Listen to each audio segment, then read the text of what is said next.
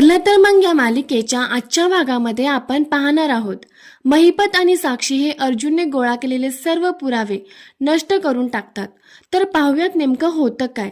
तर आजच्या भागामध्ये आपण पाहणार आहोत आश्रमाच्या बाहेर थांबलेले पोलीस हे 3 वाजल्यावरती आश्रमात जातात आणि अर्जुनला सांगतात 3 वाजले आहेत, कोर्टाने दिलेला टाइम संपलेला आहे। अर्जुन त्यांना म्हणतो यामध्ये काही पुरावे आहेत आणि तो पोलिसांकडे ते पुरावे जमा करतो। मग पोलीस त्यांना सांगतात आम्ही सगळ्या वस्तूंची नोंद केलेली आहे, तुम्हाला आता निघायला लागेल, ही जागा आता आम्हाला सील करायची आहे।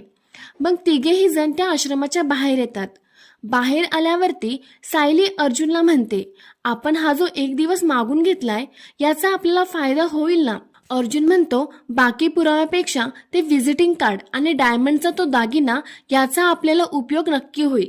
जर हे सिद्ध झालं ना की हे साक्षीचं आहे तर ही केस नक्कीच बदलू शकते, कारण साक्षी स्टेटमेंटमध्ये म्हणाली होती ती एकदाच या आश्रमात आली होती आणि ते सुद्धा ती आतमध्ये गेली नव्हती, बाहेरूनच त्यांचं बोलणं झालं होतं। आज आपल्याला ज्या वस्तू भेटल्यात त्या वस्तूंपैकी एकाचा जरी साक्षीचा संबंध निघाला ना तर आपल्याला प्रूफ करता येईल साक्षी त्या खुनाच्या रात्री या आश्रमात आली होती। सायली लगेच म्हणते मग मधुभाऊ सुटतील ना, तर अर्जुन हो म्हणून मान डोलावतो। इकडे महिपत हा पोलीस स्टेशनमध्ये एका हवालदाराला फोन करतो।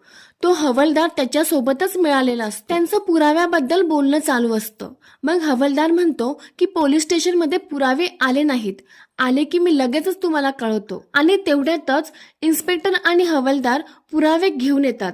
तो लगेच महिपतला म्हणतो साहेब ते आलेत, तुम्ही फोन चालूच ठेवा, आणि तो फोन खिशात ठेवतो। इन्स्पेक्टर त्या हवालदाराला सांगतो की हे वास्तल्य आश्रमाचे पुरावे आहेत, रजिस्टरमध्ये एंट्री करा आणि याला पुराव्याच्या रूममध्ये ठेवून या। महिपत हे सगळं फोनवरती ऐकत असतो। आश्रमात गेलेला हवालदार ते पुरावे ठेवायला जात असतो, पण तो महिपत सोबत मिळालेला असतो तो हवालदार, तो म्हणतो अरे मी त्याच रूममध्ये चाललोय, मी ठेवेल त्या रूममध्ये, आणि त्याच्याकडून ते पुरावे घेतो। ते पुरावे घेऊन तो हवालदार त्या रूममध्ये येतो। त्या रूममध्ये आल्यावरती तो हवालदार खिशातून फोन काढतो आणि महिपतशी बोलतो। महिपत त्याला त्या पुराव्यांचा फोटो काढून पाठवायला सांगतो। महिपत त्या हवालदाराला सांगतो की त्याच्या बॉक्समध्ये जे काही दिसेल ते जाळून टाका, त्याची राख करून टाका, काहीच मागे ठेवायचं नाही। पण हवालदार घाबरून जातो, तो म्हणतो हे कठीण आहे। महिपत त्यांना म्हणतो कठीण आहे पण करावं लागेल तुम्हाला, तुमच्या पुढच्या 3 पिढ्या बसून खातील, ऐशोआरामात जगतील, याची सोय मी बघेल, पण तुम्हाला हे करावंच लागेल। मग हवालदार पण लगेच तयार होतो। तो फोन ठेवून त्या पुराव्यांचा सर्व फोटो काढून महिपतला पाठवतो। इकडे अर्जुन आणि सायली त्या ब्युटिकमध्ये आलेले असतात। अर्जुन त्या मुलीला विचारतो साक्षी शिकरे म्हणून कोणती तुमची क्लायंट 1.5 वर्षापूर्वी होती का, तुम्ही जरा तुमचा रेकॉर्ड चेक करा।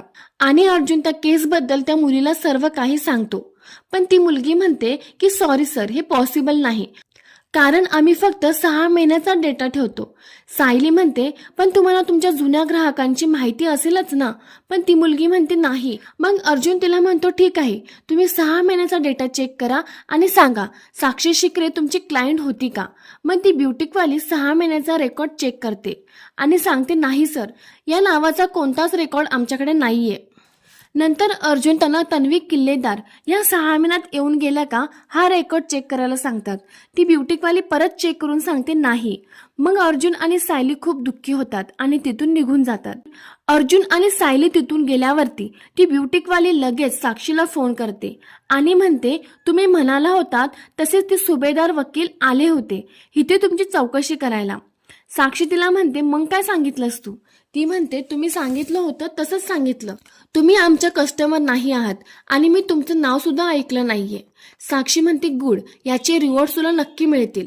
सायली आणि अर्जुन हे घरी येतात, ते खुशच दिसतात। कल्पना त्यांना म्हणते तुमच्या चेहऱ्यावरती आनंद दिसतोय, म्हणजे बातमी नक्कीच चांगली असणार। अर्जुन म्हणतो हो, आम्हाला खूप महत्त्वाचे पुरावे सापडले आहेत, पण आता त्याचा कसा उपयोग करायचा ते बघतो मी। सायली म्हणते उपयोग होईल आणि मधुभाव पण सुटतील। तर मित्रांनो, या सिरियलची अशीच अपडेट बघण्यासाठी व्हिडिओला लाईक, चॅनलला सबस्क्राईब नक्की करा।